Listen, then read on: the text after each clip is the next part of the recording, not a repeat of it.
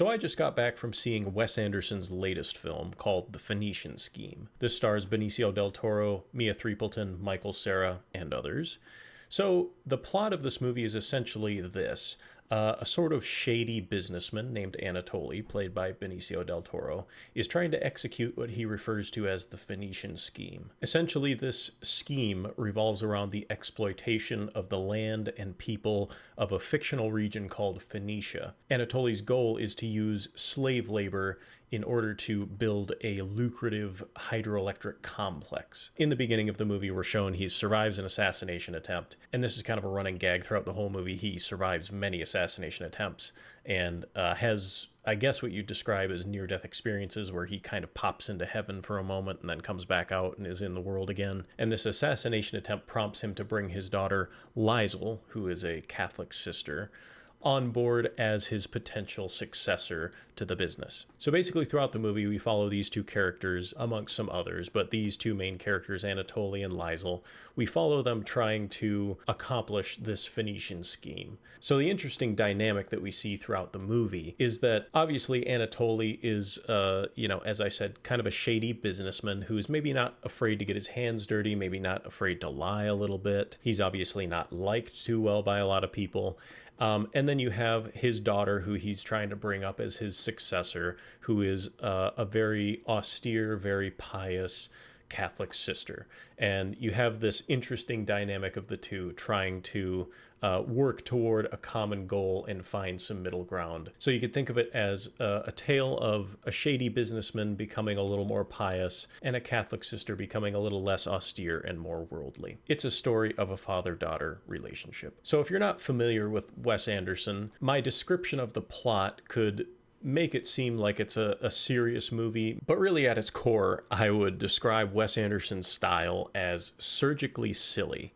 And what I mean by that is all of his shots are immaculately composed, the symmetry, the straight lines of his shots.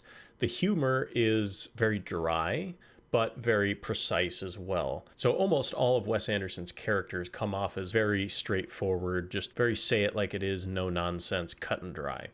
And that's just Wes Anderson's style of humor. And I think it works quite well, but it is a very surgical, precise kind of humor. Beyond precise shot framing and set dressing and costuming, Wes Anderson's films have a very specific visual style in the coloring as well. They're usually very colorful, but they're almost a pastel color palette. If you're familiar with Wes Anderson's movies, you'll know what I'm talking about. If you're not, you just have to be prepared for a very stylized, very specific type of movie. This is not your typical kind of business crime drama. This is a very, very specific take on that kind of genre.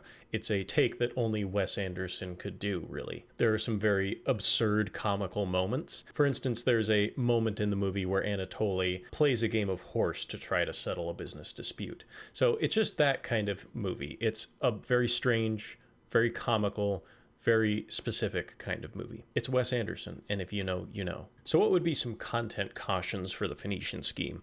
Well, in the United States, it's rated PG-13. In the UK, it was given a 15 certificate. Generally, I think these are going to be the three most important things for sensitive audiences to watch out for. I'm going to list them in order of severity or importance, starting with most and ending with least. So probably the most notable thing to look out for would be what the BBFC terms strong injury detail. So this is just depictions of kind of visceral injury, visceral death. And though it is fairly stylized and not what I would term very graphic, there's a person getting blown apart, there's people being shot. So that would certainly be something to keep in mind for younger audiences. So the next thing to look out for would be in the category of sex and nudity. Though there's not any graphic sex scenes or anything like that, there is some depictions of classical art which have nude people in it, and then there's some discussions about that artwork, so that would be something to keep in mind for sensitive viewers. And the last thing would be language. There's not a ton of language. I didn't hear like any F words or anything like that, but there are a few